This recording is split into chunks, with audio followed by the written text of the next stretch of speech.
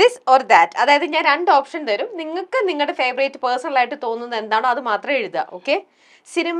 Cinema theatre or OTT, ഇതിൽ ഏത് കാണുന്നതാണ് കൂടുതൽ ഇഷ്ടം? തിയേറ്ററിലാണോ OTT ആണോ? ഓക്കെ, ടേൺ ചെയ്തോളൂ, നോക്കട്ടെ.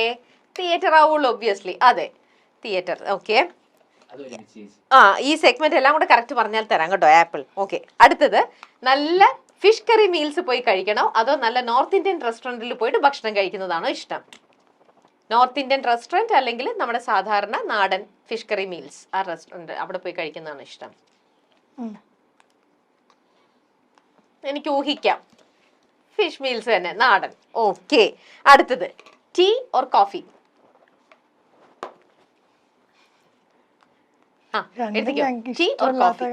ആണോ? എന്നാലും തമ്മിപ്പേദം തൊമ്മൻ, അതിലേതാന്ന് നോക്കാം.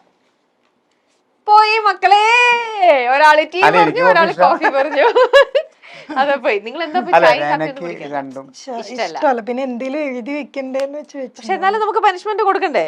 അപ്പൊ പനിഷ്മെന്റ് കൊടുക്കാം. അല്ല, ഞങ്ങൾ പനിഷ്മെന്റ് ഒക്കെ ഉണ്ടാക്കി വെച്ചത് വെറുതെ. ഈ ആപ്പിൾ തിരിച്ചു വേണ്ട, ഞങ്ങൾക്ക് വേറെ ആപ്പിൾ ഉണ്ട് ഇവിടെ കേട്ടോ. പനിഷ്മെന്റ് വേണ്ട. എന്താന്നറിയോ, ആക്ടിങ് സെഗ്മെന്റ് ആണ്. ഓക്കെ, രഹന, നീ ഇല്ലാതെ എനിക്ക് ജീവിക്കാനാവില്ല. ഓ, വീണ്ടും വന്നിരിക്കുന്നത്. രഹന കൂടെ നിന്നോണം കേട്ടോ. ആക്ടിങ് സെഗ്മെന്റാ. അപ്പൊ പറയണം, രഹന, നീ ഇല്ലാണ്ട് എനിക്ക് ജീവിക്കാനാകില്ല.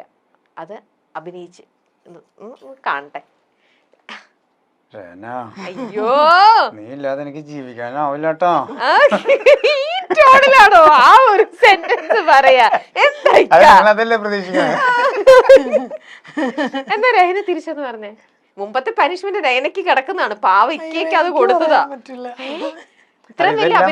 ഇതെല്ലാം ഓൾറെഡി സിനിമയിലുണ്ട്, അപ്പൊ കണ്ടാ പോരെ. പറ്റില്ല, അത് ഞങ്ങൾ തിയേറ്ററിൽ പോയി എക്സ്പീരിയൻസ് ചെയ്തോളാം. ഇതല്ലാണ്ട് ഒന്ന് പറഞ്ഞേ കേക്കട്ടെ. ഇല്ലാണ്ട് എനിക്ക് ജീവിക്കാൻ പറ്റില്ല. അത് പറയ്. അത് ഉറപ്പായ കാര്യമാണെന്നോണം പറയാൻ പറ്റില്ല. സാരില്ല, പറയ്. എനിക്ക് നവാസ്കില്ലാതെ ജീവിക്കാൻ പറ്റൂല. അയ്യോ, എന്താ നിങ്ങൾ തമ്മിൽ വഴക്കധികം ഉണ്ടാവാറുണ്ടോ? ഇല്ലാന്ന് തോന്നുന്നുണ്ട്. അങ്ങനത്തെ പ്രശ്നം ഞാൻ പറഞ്ഞില്ലേ, കുട്ടികളുടെ ഈ പഠിത്തത്തിനായിട്ട് കുട്ടികളുടെ ഇടയിൽ വരുമ്പോഴുള്ള പ്രശ്നങ്ങൾ മാത്രമേ ഉള്ളൂ. കുട്ടികളെ സപ്പോർട്ട് ചെയ്യും. അല്ല, കുട്ടികളെ നവാസ്കെ സപ്പോർട്ട് ചെയ്യും. പറഞ്ഞ പോലെ പ്രായത്തിന്റെ ഒക്കെയാണ് അത്, ഒന്നും നമുക്ക് ചെയ്യാൻ പറ്റില്ലല്ലോ. അതെ, അതാ ഒരു സ്റ്റേജ്. ഓക്കെ, അടുത്തത്, കാറ്റ് ഓർ ഡോഗ്? ഏതാണ്? പൂച്ചയാണോ ഇഷ്ടം? നിങ്ങൾക്ക് ഇഷ്ടം? വീട്ടില് പെറ്റ്സ് വല്ലതും ഉണ്ടോ? ഇല്ല, എന്തായിരുന്നു? ഇല്ല. ഓ, എഴുതി കഴിഞ്ഞോ?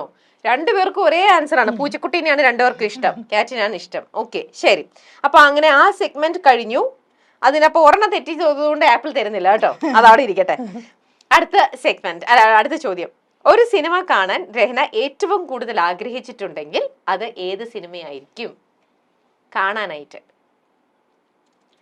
ഏതോ ഒരു സിനിമ കാണാനായിട്ട് ഒരുപാട് ആഗ്രഹിച്ചു. എഴുതണം. രഹന ഒരുപാട് ആഗ്രഹിച്ചു ആ സിനിമ കാണാൻ. അത് ഏത് സിനിമ കാണാനായിരിക്കും? ഓർമ്മയുണ്ട്, എനിക്ക് ഓർമ്മയില്ല. എനിക്ക് ഓർമ്മ വന്ന്. അത് ഏത് റിലീസ് ആവാൻ പോകുന്ന മൂവിയാണോ? അല്ല, ഇപ്പൊ കഴിഞ്ഞില്ല. അതിപ്പോ ഒബ്വിയസ്ലി നിങ്ങൾക്ക് ഇട കാണാനുള്ള ഒരു ഇത് അതല്ല, പോയതില് കാണാനായിട്ട് ഒരുപാട് ആഗ്രഹിച്ചു പോയി കണ്ട ഒരു സിനിമ. മതി, രഹനയുടെ മനസ്സിലുള്ളത്. അതെന്താന്ന് രഹനക്ക് കിട്ടുന്നില്ല. ഇത്രേ ഉത്തരങ്ങൾ ആദ്യം എഴുതി കഴിഞ്ഞ രഹനയാ, ഇപ്പൊ രഹനക്ക് കിട്ടുന്നില്ല. ഒരുപാട് ആഗ്രഹിച്ചു പോയി കണ്ട ഒരു സിനിമ. നോക്കട്ടെ, ആശാത്തി ആലോചിച്ചിട്ടും തെറ്റിപ്പോയി മക്കളെ. ഒരാളും മണിച്ചിത്രത്താഴാണ് എഴുതിയത്. ഇവിടെ ഭ്രമയുഗം. അല്ല, അതെന്ത് പ്രശ്നമെന്നറിയോ? ഞാനിപ്പോ ഈ കാലഘട്ടം നവാസ്കാരുടെ കൂടെ ഉള്ളപ്പോഴല്ലേ മണിച്ചിത്രത്താഴ് ഏത് കാലഘട്ടത്തിലുള്ളത്? പക്ഷെ ഇക്കടെ മനസ്സിലതാ. അല്ലല്ല, ആ കഥ നീ പറഞ്ഞു കൊടുക്ക്. എന്താണ് ഈ പടം നീ കാണാൻ ഒരുപാട് ആഗ്രഹിച്ചു, ഒരുപാട് കണ്ടതും? നവാസ്കിന്റെ കൂടെ ഇല്ലല്ലോ. ഇല്ല. അല്ല, അങ്ങനെ പറഞ്ഞിട്ടുണ്ടോ? ഇല്ല, അങ്ങനെ ഇല്ല. രഹനയുടെ അത്രേ ചോദിച്ചിട്ടുള്ളൂ. നീ ഏറ്റവും കൂടുതൽ കാണാൻ ആഗ്രഹിച്ചിരുന്നത് അതെന്താ ഈ ഡാൻസ് ചെയ്തിട്ടുള്ളതാണ്. അല്ല, അത് അന്ന് ടി വി ഇല്ല വീട്ടില്. അല്ല, ടി വി ഉണ്ട്, പക്ഷെ നമുക്കിങ്ങനെ ഇങ്ങനത്തെ ഒരു ഫെസിലിറ്റി ഇല്ല. നമുക്ക് പാട്ടൊക്കെ ചിത്രഗീതമായിട്ടൊക്കെ പറ്റുള്ളൂ. അപ്പൊ ഞാൻ ദൂരദർശൻ മാത്രമേ ഉള്ളൂ, കേബിൾ ഒന്നും ഇല്ല. എനിക്ക് ഈ ഈ ഒരു മൂവി ഞാൻ ആദ്യം പോയി കണ്ടു. അപ്പൊ എനിക്ക് ഈ ഡാൻസ് ഭയങ്കര ഇഷ്ടമായി. അങ്ങനെ ഞാനത് കുറച്ച് പോർഷൻസ് പഠിച്ചു വെച്ചു. പിന്നെ വീട്ടിൽ വന്ന് കാസറ്റ് വാങ്ങി അതുപോലെ തന്നെ ചെയ്യാൻ വേണ്ടിയിട്ട് പിന്നെയും പോയി കാണാൻ. ഞാനും ഉപ്പയും കൂടി പോയി. ആദ്യം ഞങ്ങൾ ഫാമിലി ആയിട്ട് പോയി, പിന്നെ ഞാനും ഉപ്പയും കൂടി പോയി. കുറച്ച് ഭാഗം പഠിച്ചു വെച്ചു, പിന്നെയും പോന്നു, എന്നിട്ട് തീർന്നില്ല. അങ്ങനെ 3 പ്രാവശ്യമായിട്ട് കണ്ടിട്ട് പഠിച്ചെടുത്ത് സ്കൂളിൽ ചെയ്ത് ഫസ്റ്റ് വാങ്ങി. അതുകൊണ്ടാണ് അങ്ങനെ പറഞ്ഞത്. പക്ഷെ ഞാൻ വിചാരിച്ചു നവാസിക്കയുടെ കൂടെ കൂടിയിട്ട് ഒരുപാട് ഞാൻ ഏത് കാലഘട്ടത്തിൽ ഓർത്തു വെച്ചെന്ന് ചിന്തിച്ചാൽ മതി. അതെ, നവാസിക്ക കൂടെ ഉണ്ടായിരുന്ന സമയത്തെ പോലും അങ്ങനെയല്ല, നവാസ്കയുടെ കൂടെ ഉള്ളപ്പോൾ എന്തായാലും കുഴപ്പമില്ല, കൂടുതൽ മനസ്സിലാക്കിയിട്ടുണ്ട് ആളെ. അതാണ് എന്താണ് ബ്രഹ്മയുഗം കാണാൻ ഇത്ര ഇഷ്ടം. ഞാൻ ഇത് ഒരുപാട്, എനിക്ക് ഡ്രാമ ഭയങ്കര ഇഷ്ടമാണ്. അപ്പൊ എനിക്ക് ഈ മമ്മൂക്കാട് പോസ്റ്റർ ഒക്കെ കാണുമ്പോൾ എനിക്കൊരു ഡ്രാമാറ്റിക് സ്റ്റൈലായിട്ട് ഫീൽ ചെയ്തു. അപ്പൊ ഞാൻ നവാസ്കയുടെ ഇടയ്ക്ക് പറഞ്ഞിട്ടുണ്ട് ഈ മൂവി വരുമ്പോ എന്നെ കൊണ്ടുപോയി കാണിക്കണം.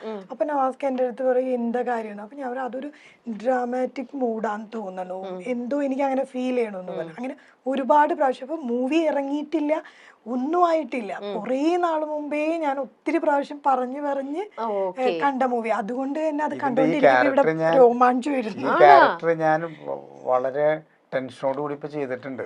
നമ്മുടെ അമ്മയുടെ കുടുംബസംഘം ഉണ്ടായിരുന്നല്ലോ, അതിനകത്തൊരു സ്കിറ്റ് വരുന്നുണ്ട്, പ്രേതങ്ങളുടെ മറ്റേ അവാർഡ് നൈറ്റ് എന്ന് പറഞ്ഞിട്ട് പ്രേതങ്ങൾ നടത്തുന്ന ഒരു അവാർഡ് നൈറ്റ്.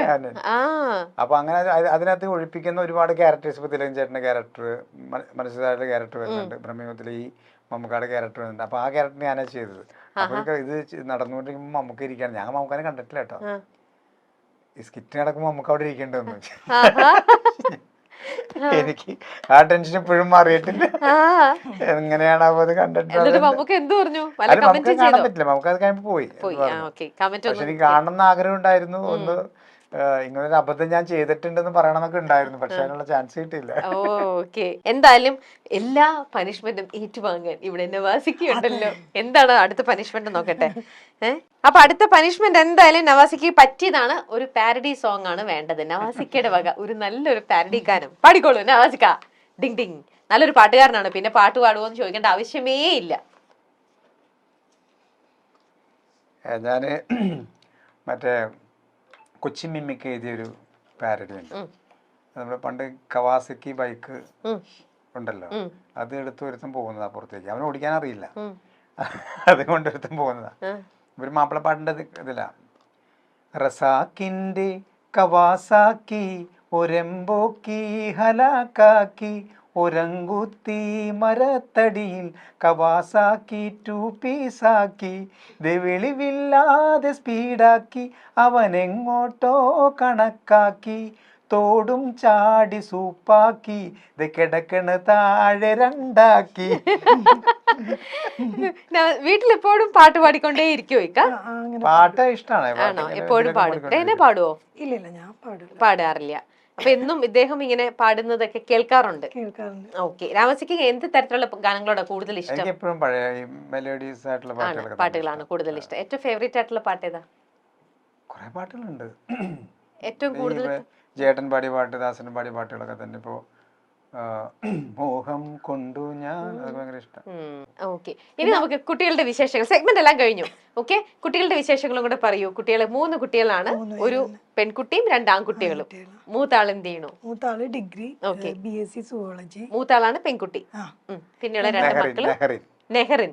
ഓക്കെ, രണ്ടാമത്തെ കുട്ടികള്? രണ്ടാമത്തെ ആള് റിഹാൻ 11th, മൂന്നാമത്തെ ആള് 6th.